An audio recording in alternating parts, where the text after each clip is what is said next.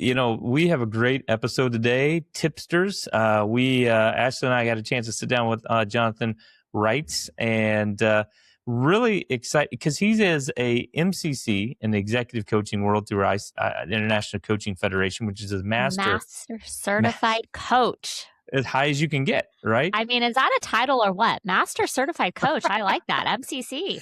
I'd probably put it on my license plate if I had that. So I'm sure you would. I would completely put it there. But we jump into something fun, Ashlie, right? We sure do. Well, Jonathan's been a friend and fellow of our institute here for many years, obviously very notable in the work that he does in the ICF world. He's also one of our few return guests we've had here to the podcast. He joined us early on in our first year of the Tips podcast talking about team coaching, but we had to bring him back here today because we know AI is honestly taking the world by storm. Every industry has been influenced and affected by AI. And executive coaching is no different. And Jonathan is really at kind of the helm of integrating AI tools to the coaching practice, right? Gilbert, you guys even saw each other at a recent conference talking about that. Recent conference, he really does lead those conversations. And what I think our listeners are going to walk away today with some very practical, insights and where they can go if they're really interested in diving deeper into this or getting some training. So I think I'm going to go check it out. So. Absolutely. Well, and you yourself are a coach. Now, I'm not, right? I'm affiliated. I know a lot of you great coaches. I know enough. But what I liked about our conversation with Jonathan is a lot of the stuff he was talking about, the integration of tools into his practice, just kind of this curiosity. He'll talk in the episode a little bit about just, even if you're not necessarily using the AI tools and language, knowing them and being informed about them. I think those tips are honestly transferable into any industry, right? Whether you're a leader listening in, whether you're in, field X, Y, or Z, all of these things can be helpful. So I think everyone can get something out of today's episode, and excited to sit down with Jonathan once again. All right, everyone, let's get started.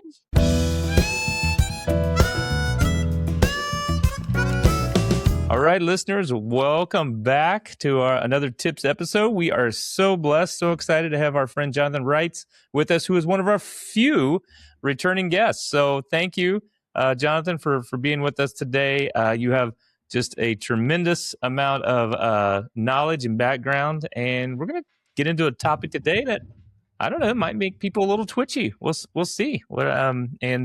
Twitchy can be good, though, right? That can be good. I'm excited. What are we going to talk about? Transubstantiation versus consubstantiation? That's exactly right. That's wow, cool. Yeah, say that 3 times fast. Yeah, that'll be the fun part. But yeah, so for those that don't know you, Jonathan, or haven't listened to the other episode, tell us about kind of your current role, what you're doing, and how you've entered into the world of AI and coaching. I have 3 jobs, and then a couple of volunteer things. So my primary job is I am an executive coach focusing on leaders inside of organizations, leaders with a vision that want to take the people around them along with them toward that vision. That's kind of the hook of the people I coach. My second set of responsibilities comes in coaching education. I'm the director of a program at a company called Fluxify, which I started in 2007. And then I also am the director of the coaching program at the Weatherhead School of Management in Cleveland at Case Western Reserve University. So that's job number 2 is coaching education.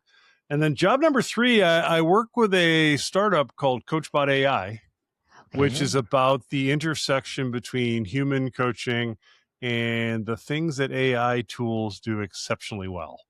And that is a whole round of different things. Different every day, and at the pace that the technology is improving, that's the one that keeps me up at night these days. Because what worked this morning, there is no guarantee is going to work this afternoon. Wow! So that's been a lot of fun. Oh, I bet. And actually, that's one of the reasons we wanted to have you back on the podcast. We had you back a couple years ago in our first year. You talked about team coaching and the work that you do as a master certified coach. But now being on kind of the front lines of this integration of AI and coaching, like you said, it's keeping you up at night. It's constantly changing. Share with us a little bit about how you got involved in this and maybe how you're using it, what you're doing to research, just kind of where you are when it comes to Mhm. that topic. So I have always been someone who advocates for technology having a role in coaching. Going back to when I first got involved in large scale, widespread coaching in 2002, when I actually was on the staff of the ELCA, that coaching movement that the ELCA started in 2002, there were 9 of us they picked to be the pilot group. And I had some coaching experience already at that point. So I raised my hand and said, hey, I really want to do that if you'll have me. And they partnered with a company called CoachNet that had an online note-taking tool for coaching already back in 2002. And it was 3 or 4 years old at that point. And I thought to myself, you know what? This simple, clean, and easy interface to continue to ensure that coach and client are on the same page, that's genius. Wow. And it was the work of a guy named Bob Logan, and he actually said, hey, it came to me in prayer one morning, and the whole plan for this thing, and it was right. At over the course of its life, CoachNet worked with about 60 different denominational groups with the intention of starting coaching, originally to support church planters. Okay. But then pushed into a whole bunch of other areas, like in the ELCA world. Yes, we did it with church planters, which are called mission developers in the ELCA. But we also did it in stewardship. We did it in some congregational health, congregational development, those kinds of things. We did it in World Hunger. We did a lot of coaching in the World Hunger effort. And to this day, this is one of the things I'm most proud of, being on the ground floor of that movement. And then I was the director of that movement for several years. A couple of years later, it is still going on, and they have 3,200 coaches. Really? Yeah. Wow. It's an amazing groundswell of those kinds of things. Now, all that to say is the note-taking tool that CoachNet had convinced me that technology had a role in all of this. So I have always played around with those kinds of things. Like I started playing with chat bots that could be a part of the coaching conversation probably in 2010. Oh, wow. Something along those lines. So really early on. And Okay. I became convinced that moving coaching education into an online format would work. My company, we stopped doing in-person coaching education events in 2015 because the technology had just made it easier to meet people where they were. We moved to partly asynchronous learning, like in 2017, and that's always been something that makes me say, got to figure out how to continue to leverage the technology that's available to us. Now, I've never actually hosted a podcast of my own, but I did a lot of audio recordings that were part of the educational process because that was a way to improve technology. And in 2019, for 100% mercenary reasons, I built a chatbot, a scripted chatbot, because this was before the AI world really got to the place where it took off, and it was pre-GPT. But I built a scripted chatbot that was designed to get my coaching clients talking about what fresh ideas they'd had in our coaching session, what they were going to take action on right then, immediately after the session, and then before the next time we talked. So was it an email or how were they? It was an email. It was an email reminder that said, go to this website to experience the chatbot. Oh, so, it was not simple, clean, and easy. One click leads you to the process, not in any way, shape, or form, but it gained some insight. And then like I said, for completely mercenary reasons, I did that only because I wanted to develop a list, and I used to copy these. I used to copy and paste these into a sheet for each client. I wanted to list all the new ideas they had in the life of the engagement. Oh. And I wanted to identify the things that they had taken action on over the course of the engagement. Because, and you're going to laugh when I tell you this, I wanted to give that to them before our last session in the agreement, because I thought it would help me get rehired on a new topic. It was 100% mercenary reasons. Yeah. The proof that look at proof. all that we've accomplished. Right? Don't say goodbye to me yet. And then I could easily we could celebrate that, and it was really easy to go, what else do you think we could work on together? Yeah.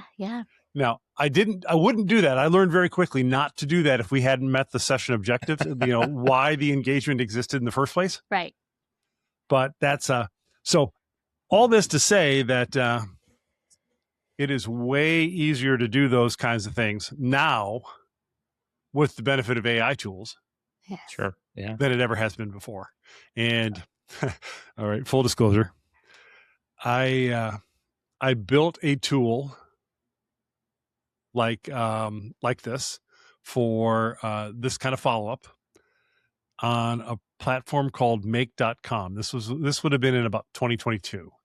So about the 4th version of this particular tool. And I made a code error in it so that it triggered off my calendar, sent the invite to take the thing to my client. So if I was coaching Gilbert here, he would get a notification right after the session. Hey, what do you think? And then the code error was that he got exactly the same questions 10 days later. Oh. And what I discovered is the answers were completely different. Oh, interesting. And I got way more valuable input by asking twice. And it was completely an error. This is not nearly as world shaking as what I'm about to say, but I live in Akron, Ohio, and there's a building. It's a co-working space now, and I actually work out of this co-working space. It's where there were it was the Goodyear factory or the Goodrich factory, and 2 spills were on the floor that got pushed together.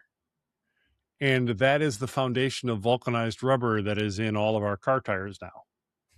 It was a total it's a true story. Look it up. It's a crazy true story. But it was a complete and total accident that changed the direction of this. And so my complete and total accident that sent this request out twice has changed the direction of my practice because of AI technology. Wow. And it gave you a lot of data that you might not have gotten before. So, okay. Yeah. You also said you built 2 bots of yourself. I got to know more about this, right? One's an uncanny one. Nobody's touched this. The purpose-built one people use constantly.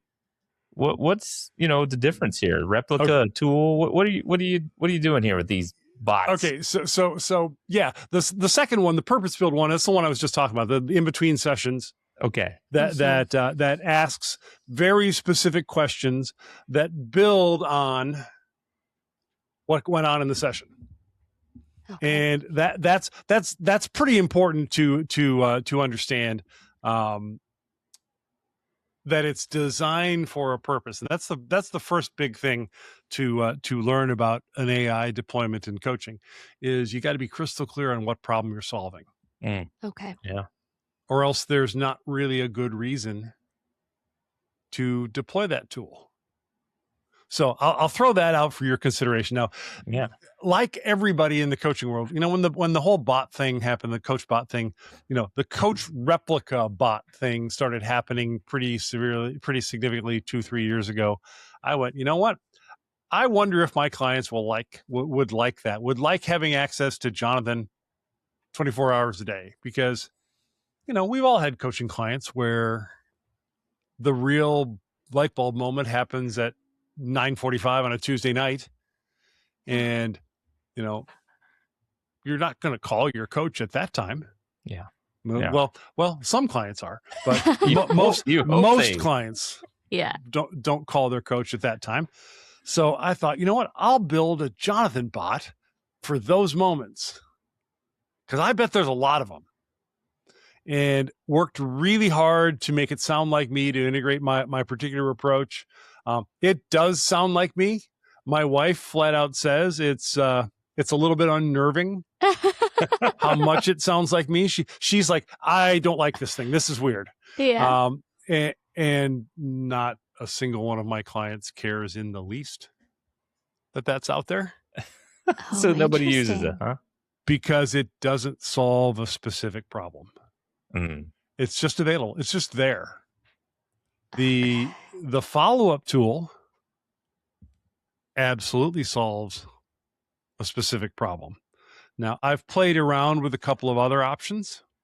I've played around with a reflection bot that I would use.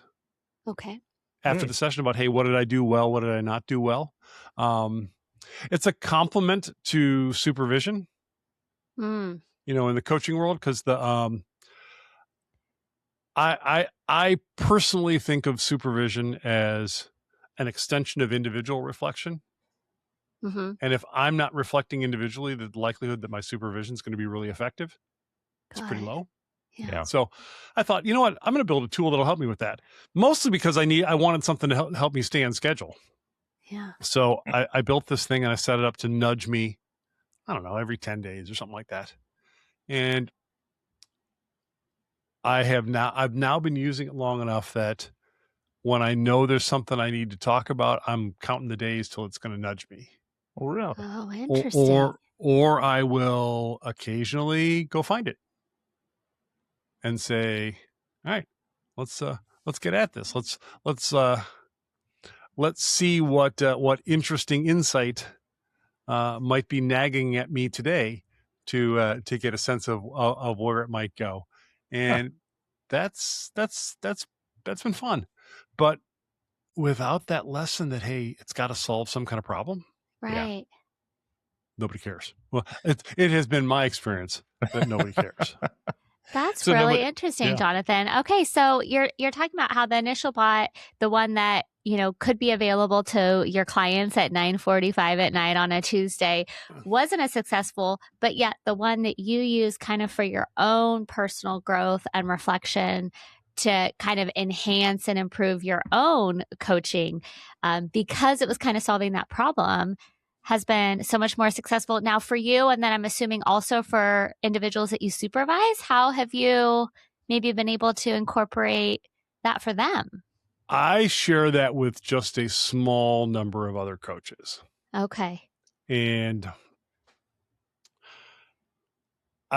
this is interesting, Ashlie, that the comfort level that coaches have with AI, I find there is a small number of coaches that love it. Okay. Can't wait to try anything and everything. Uh-huh.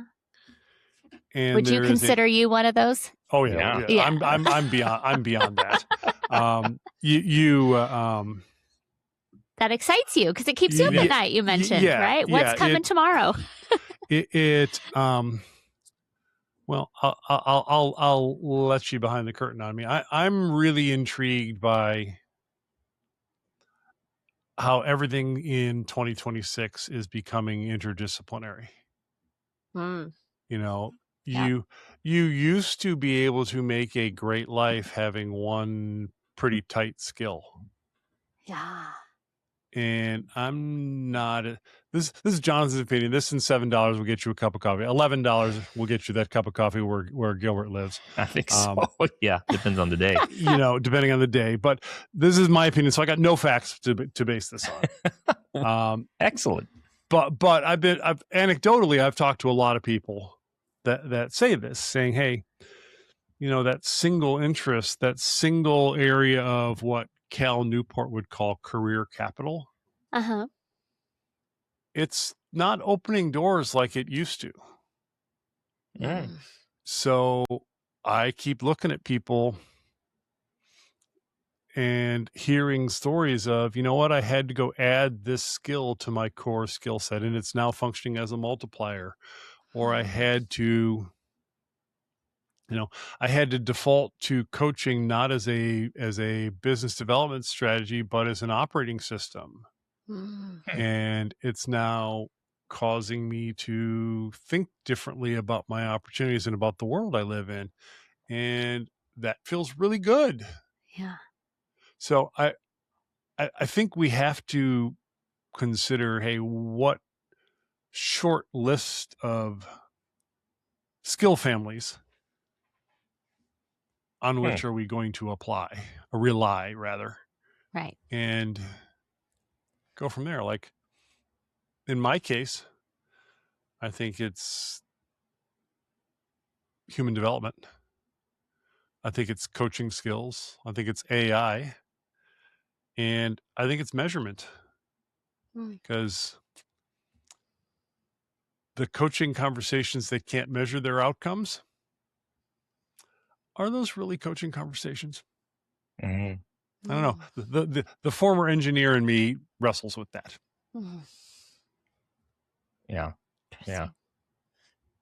Because you've had a couple of different careers and then got into coaching here. So I mean, you kind of live out that whole, you got to have a couple of different skill sets and things. So, all right, when you're thinking about AI, right? You're thinking about all this. You said in here, you're not going to let a tool prompt you mid-session. You call that outsourcing your own neurological engagement. So you're onboarding. What's the onboarding tool screens a client out before you ever talk to them, though? Some people do that. You know what you said? What's the difference between those? That's one of the ones that I'm playing around with, is an onboarding tool. Okay. Because, well, my thinking on that was I wanted to be able to jump into the onboarding conversation farther along than, hey, tell me about yourself. Yeah. I wanted to do all that ahead of time. Yeah. Because, the engagement part is huge to me. There's that's the one thing that scares me about all of this, is I am not interested in outsourcing my own cognitive engagement because of the technological tool. What were you thinking that would look like in a coaching? How have you seen that where that is doing that mid-session and things? I worry that the person will pay too much attention to there. By the way, there are tools out there that pay very close attention. They monitor what's happening in a coaching conversation.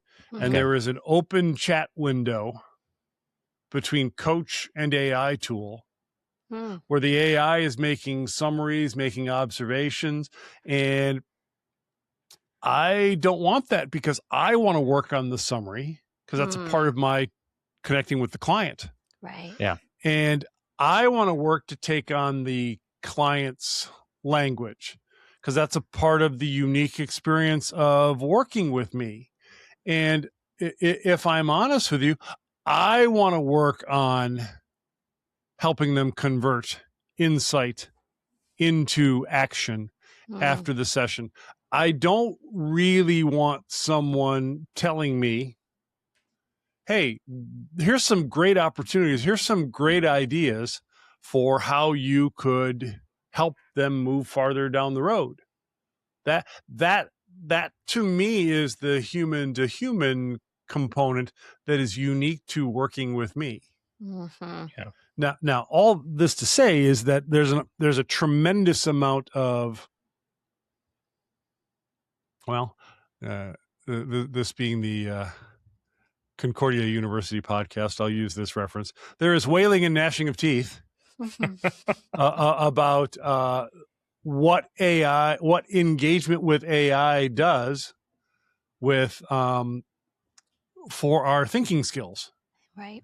And I've been reading a lot of research along those lines. And my favorite study, and I'll give you the link to put in the show notes for this, is called Looking Beyond the Hype Understanding the Effects of AI on Learning.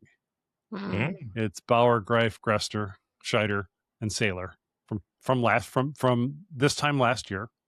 Was in Educational Psychology Review, and they suggest there's a 4-part framework where the top part is inversion, which you are just handing your cognitive engagement to the AI tool. Mm-hmm. It lowers your cognitive effort. That scares me to death. Yeah. Unless it's filling out spreadsheets. Then by all means, Yeah, take all the information. I would like to do that right now. I'm trying to do reimbursements from that conference, and I would. Yeah, that's been a mind-sucking experience. So I don't mind that in that situation. Yes, because now don't get me wrong. If you are the rare coach listening to this podcast who loves numbers and spreadsheets and that kind of tracking, please don't outsource it then. Yeah, the thing that I think AI is doing for us is it gives us an opportunity to really truly customize the experience to who we are and who the client is. And that comes with the deeper levels of this same framework. The next one is substitution, where, you think differently, but it's at the same level of cognitive engagement. Mm-hmm. I can go there, no problem. Yeah. But then it gets really interesting. I think for learning purposes, there is the third level, which is called augmentation. Yeah. Where you add additional scaffolding or tools to change the cognitive load and engage the learner even more intentionally at a deeper level. Yes. Now we're talking. And I fear that an AI tool that would suggest questions in the middle would work against that augmentation level. And I'm not interested in that. I'll throw out to you that the fourth level is redefinition, which is AI enabling entirely new forms of learning. And anytime I have an AI opportunity, I check in. Okay, am I inverting my cognitive effort here? Or is this an equal substitution? Interesting. Maybe, sometimes this is where I get tripped up. So if you run into me at the next conference, ask me about that, whether I've been doing this. Is I want to believe something is augmentation, but it's actually just substitution. No, I'm not any more deeply engaged, but I think, I'm killing it here because I'm using an AI tool. I'm getting even better results. Well, maybe, but you got to think pretty hard about that. And I don't know. I can't honestly tell you that I know that I have redefined. I've gone to that highest level ever. Yeah. Truthfully, I'm not a good enough student of pedagogy and human learning strategy to really know that. I don't have enough epistemology behind me or those kinds of things to really know, hey, I found an entirely new form of learning. I don't know, maybe, but I mean, it sounds like you do, though, Jonathan. I mean, bringing in the scholarly research and, staying up to date on how things are constantly changing is just really just showcases kind of your passion and at least your recognition, right, of the field and how AI is influencing it. I think it's incredibly impressive. Well, thanks. That's really kind of you. Can I tell you what I dream about with all of this? We'd love to know. That was actually going to be a question we were going to ask is, let us know. What's coming?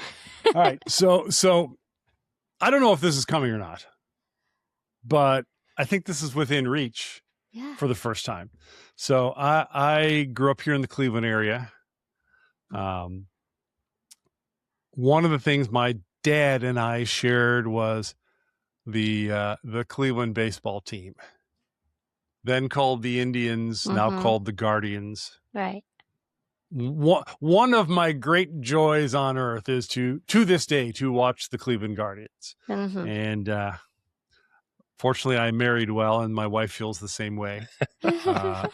My former Lutheran school teacher wife is just as committed to the Cleveland Guardians as I am. A really interesting thing happened in the baseball world over the last 15 or 20 years. And that is, and this was, this is notable when they make a movie about it. about one guy's work, and then they get Brad Pitt to play the Moneyball. guy. Yeah, Moneyball. I'm talking about Moneyball, right? Yep. Yeah. Billy Bean was the one of the very small handful of people in the history of the earth who's led a notable enough life that they got Brad Pitt to play him in the movie version of it right. all. So what Moneyball did pre Brad Pitt is they said, you know what? Baseball has 100 years of history. What if there's a different way to value the contributions that players are making that predicts at a higher likelihood which team would win the game? And if there is, what if we built our team to honor those things instead of what we traditionally have done? You see where I'm going with this, don't you? Yes. I think with AI and some of the measurement opportunities that we've got, maybe there's a way to look at coaching conversations differently and give ourselves the permission to say,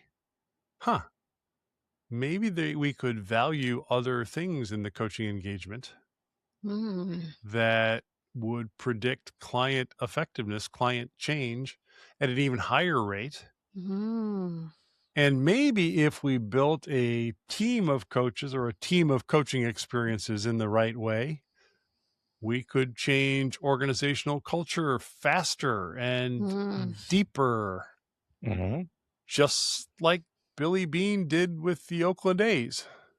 And fun fact, I think I told you, Jonathan, my wife's cousin was on that team. Yes. Yeah. He was portrayed in that movie. He's the guy that got cut with both the knee braces on. And so one of the things they didn't really talk about as much was Billy Bean was also really big into like the process. So like the rules, like I don't know if he was like, you don't bunt. Is that one of the things he said, right? Yeah. So there were certain things like you don't throw this kind of pitch. And they got on her cousin's name was Mike, and they got on him once. Oh, you threw this. He goes, no. He goes, you saw this on TV. That was a bad angle. He goes, in person. He goes, watch this again. I threw this pitch and not that pitch. He goes, oh, okay. They cranked that for a homer, but you didn't throw that pitch we said not to this guy. He goes, no, I didn't. So anyways, as we think about this, creating a plan and process. Yeah. But I love that addition, Gilbert, because seriously, sometimes coaching is a great example of this. How many times have you done exactly what a high-performing coach would do? Stayed quiet while the client processed, asked a really powerful open-ended question that began with what? And it was short and focused to use the client's language. And the client went, yeah, I'm going to go over here. I'm going to do this.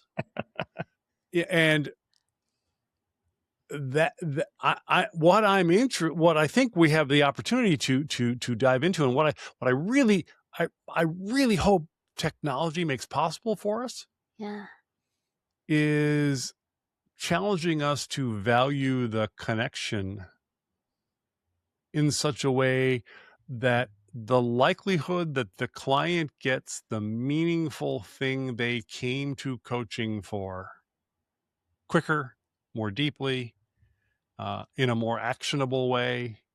And I would not be at all surprised if 5 years from now, we're looking back and going, remember when we used to do this? Wow. Yeah. Maybe it won't be 5 years from now, but I think this is to me, this is using AI for good. Yes. Yeah. What does Peter Parker's uncle say to him in Spider-Man? With great power comes great responsibility. Huh? Yeah. Hello, coaches. I'm talking to you. Yeah. Well, it's so interesting, right? You're talking about almost an entirely different framework or even paradigm shift in really understanding what that, coaching framework and relationship looks like. So I have to know, and especially for those listening who they themselves are executive coaches, or perhaps there are students or future students that are looking to go down that path, all of your clients, you have an AI clause in your contract. Mhm. How has that been received? And how do you walk clients through what you are willing to use with regards to AI to then, like you said, what you're not willing to compromise on? What does that conversation look like? And how has it been received? So I break the technological support for coaching into 3 categories. Number one, I take all my notes digitally. I use a thing called a notebook, or I used a thing called a rocket book. It is a notebook, but it's called a rocket book. And it's an erasable pen, and then you take a picture of it with the app on your iPhone, and it uploads it into your Google Docs. Got it. And I share that with my client. What I write down. I use a very specific note-taking format. I do it all digitally. It is in my handwriting, which, in some ways is as good as GDPR or other data privacy or security opportunities. But I am my father's son in that regard. Yeah. But I walk them through, hey, this is what's going to happen with the notes. This is how this is going to go. And they are empowered to delete them at any time. Interesting. Okay. And then I also I follow the guidelines that mental health professionals in the state where I live in Ohio. Mental health professionals are charged with keeping their notes for 2 years after a therapeutic conversation. So I have adopted that same guideline. But in my case, it's an ethical commitment, which means I'm opting in. And when you book a Calendly appointment with me, there's a couple things that happen after the session. It thanks you for the session. It sends an automated. You get 3 email from me after the session. One is from Calendly saying, "Hey, thanks for the session. Really appreciate it. Have you booked your next one?"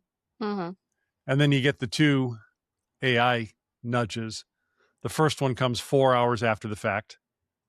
And the second one, as I learned by accident, comes 10 days after the fact. So you get these 3 sessions. But there's one more notification built into my Calendly app, and that is 1 year, 364 days from your appointment. I get a notification saying delete the notes. Okay. Interesting. And it sits in my in a section of my Google Drive until 1 year, 364 days later. And I delete it. And the client gets notified when I delete it. And that I walk through that in almost as much detail as I just did with you two. Interesting. In the onboarding. It's also noted in the clause. Okay, so that's number one. Number two, this is I record every session. Okay. I don't do anything with that without client permission, other than I review a session of my coaching just about every Saturday morning. Oh. And I've done that for almost 20 years. Interesting. Wow. That's great. So if you're looking at me from 8 to 9:30 a.m. Eastern time on a Saturday morning, I'm in my office and I'm listening to me coach. Wow. There is nothing I have committed to at any point in my coaching development that has made me better faster than that. That's great. And I would challenge every coach I know. What are you looking for on those Saturday mornings? What is it that you are pulling out? Okay, so I mentioned that I use a specific note-taking format when I'm writing things down. The last thing I do on each page of the Rocket Book is I put a horizontal line down the corner, and then I put 2 numbers up on the top, and then I put another couple of numbers down on the bottom. I'm looking to see if I have one that I can show you and not have it be uncomfortable. for the client, not for me. I mean, If you have a session there with Gilbert that you could share the notes of, we can make sure we link that to the episode notes as well. That would be great. That would be highly instructive, I'm sure. For we're going to build the chat bot with that one. There you go. That would be that would be a very uncomfortable set of insights for all of us, I'm sure. Yeah. All right, I can't wait. Here's one that I think will that'll give you the kind of insight that we're talking about. I think it's in here. I bet it's with Billy Bean. Well, okay, it's a couple of on the top. First number is my estimate of the client's satisfaction. Okay. How well did they? How did they? Really, what I'm after there is, did they get what they came for in that session? And I darn well better be able to say yes. You know, did they get what they came for? Almost always, I'm able to say with some kind of confidence that, you know what, yeah, they did. They got what they were after, and all is right with the world. Second thing that I note there is, if I have to guess, how close are they to the purpose of the engagement? And that's a percentage. Okay. You know, are they, 80% of the way there? Sometimes I do 8 out of 10 or something like that. Got it. Note it there. And then the third thing I put is, I put the ICF competencies I did well in the session. Above a horizontal line, and the things I think I have questions about below the horizontal line here. And it looks like this. You might be able to see that on the... Yeah. Okay. So in this particular case, the client said, this was phenomenal. I got exactly what I'm after. Interesting. At this particular case, she said, you know what? I think we're 80% of the way to why we're doing this. Yep. Great. And then I thought I did 5, maintains presence pretty well in this session. And I stayed in my ethical guidelines pretty well in this session. But underneath the horizontal line, I put a 6, which means there was something that happened in that session that made me go, I'm not sure I was listening at my highest capacity. And so when I pick the recording I'm going to listen to on a Saturday morning, the first thing I do is find the notes and look at what I wrote right after the fact and go from there. Now, that's important because I don't listen to a session that happened that week. Oh, how far back do you go? 10 days? No, actually, it's more like I go far enough back that I can't remember what happened. Okay, interesting. So it's almost like listening to it anew. Yeah, I learned in the broadcasting business. Yeah. That, in fact, a really smart guy named Jeff Clark taught me this. Shout out to Jeff. Good Missouri Synod Lutheran in Charleston, West Virginia. Now, Jeff Clark taught me that you hear yourself differently if a little time goes by. Yes. Because right after the fact, it's either awesome or awful, and there's nothing in between. That's true. And I thought, you know what? I'm going to just extend this into the coaching world. Yeah. So if I've had a lot of coaching sessions, it might be 2-3 weeks old. Okay. Like right now, I only have 8 active clients. And I'm listening to things like 3.5 or 4 months ago, so I'm listening to things like from March. Okay. And it's July now. By the way, I put that same all the recordings in the same Google Drive. So the client can delete them at any time. Oh, interesting. Okay. That's my one deal breaker rule, by the way. I will not take on a client that won't let me record it. Okay. But they can delete at any time. Okay. It's agency for the client.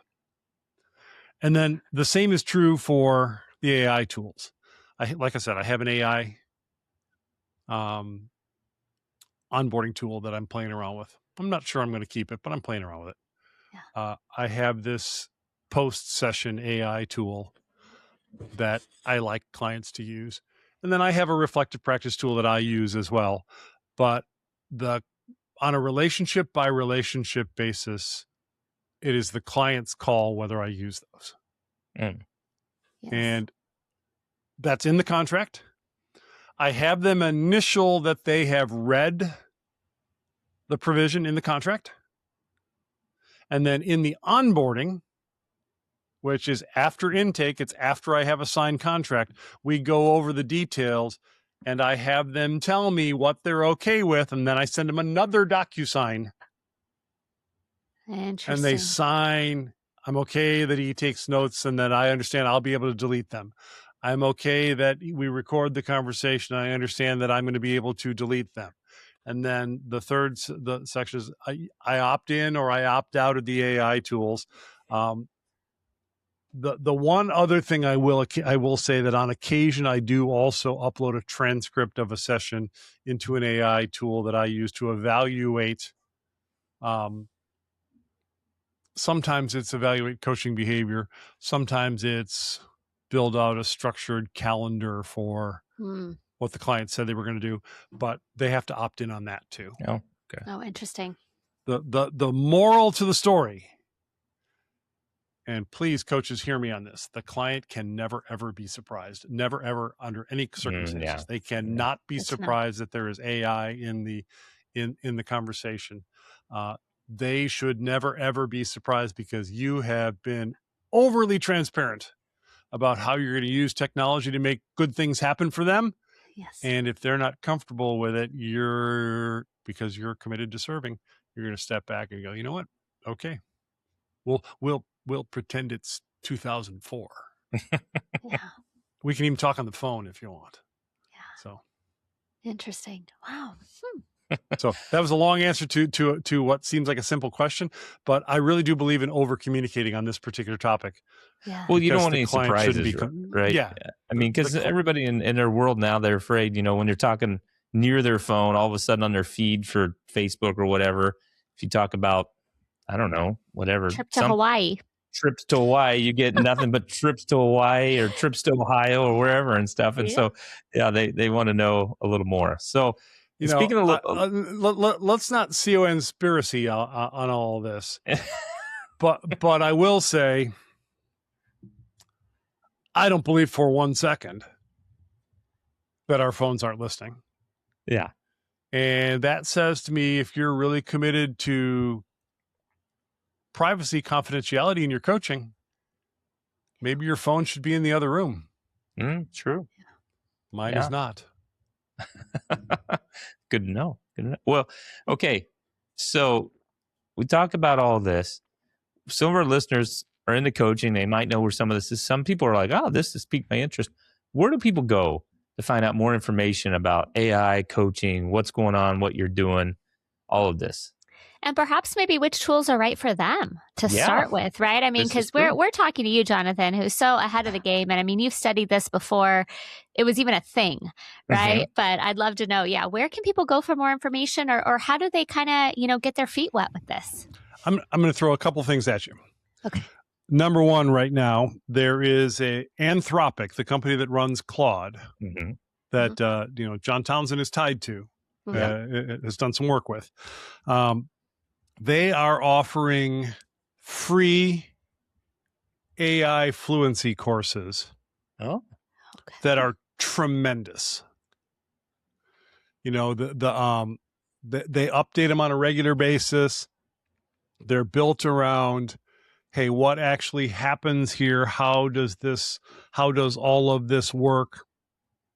Really, really incredibly thoughtful about how AI works. I really do recommend that you start there. In fact, if you just go to, let me give you the actual let me give you the actual Anthropic, anthropic.skilljar.com. That's the Anthropic Academy. It's so well done, and it won't cost you anything. You could also go to anthropic.com/learn. That's their Anthropic Academy. All of those pieces are tremendous. Now, the second thing I'll throw out to you, this is specific for coaches, is the AI Coalition, which is a joint endeavor of the ICF, EMCC, and the Association for Coaches. The AI Coalition is working hard to build AI fluency in practitioners on the ground. And there will be a slate of public offerings, all of them again at no cost. These are designed specifically for coaches who want to dive into what this skill set might look like. And then the last one I'll throw out to you is there is a group of German, well, the core team are all in Germany, but coaches who have backgrounds in tech and things like that, at Viva la Coaching, all one word, Viva la Coaching. Doesn't really sound German to me. No, well, I hear you. But it's it's one of those things that that is a business that is in the process, in the scale of looking to educate coaches on questions of AI literacy. They're very well done. Now, full disclosure, I'm on the AI Coalition. I'm one of the people. I'm one of the core team on the AI Coalition, and I have a working relationship with Viva la Coaching, in that I contribute to a monthly AI-inspired supervision group. Got it. But if you go to those second two places, you'll probably see my face. You'll probably see some of those things popping up. But that's where the good work's happening. Okay. Wow. That's really awesome. I mean, Jonathan, you're just such a wealth of information, and Gilbert and I are sitting here just learning so much, and we know our listeners are too. We could, I know, sit here for hours and talk about more and you story time, give us more examples. So we appreciate all of the resources and just insight into your own practice that you have provided all of us here today. As a returning guest of our podcast, you know how we end every episode, which is with a takeaway tip. So, do you have one tip you'd like to leave our listeners with today? Yes. Whether or not you use AI in your practice, learn to speak the language of AI. Because, as coaches know, the coach takes on the language of the client, not the other way around. And clients are talking about AI. Yeah. Yes. So learn the vocabulary. Learn at least enough to talk about it from an informed perspective. And you'll notice one of two things will happen if you do that. Not only will you serve your clients better, right, but you'll also find yourself either more interested in learning more and going deeper. Call me, I'll help you. Or you're going to go, you know what? I'm not going to do that. And here's why. And you'll actually have the language to talk about why. Yeah. So learn the language. You'll be glad you like did. that. Learn language. Well, Jonathan, thank you so much. And we know that our listeners can find more about you at your own website, jonathanreitz.com. We can make sure we link that in the episode notes as well, where they can read and hear more about your writing and your workshops and your speaking and just your overall coaching. Thank you so much. Thanks for your time. If you enjoy the Townsend Institute podcast series, head to our website at cui.edu/Townsend to find out more about the certificates, bachelor's, master's, and doctoral degrees offered through Concordia University, Irvine, with programs in mental health counseling, executive coaching and consulting, and organizational leadership, we have a variety of faith-based programs dedicated to helping you fulfill your academic and professional goals, all the while furthering your competence, character, and connection. Again, that's cui.edu/Townsend.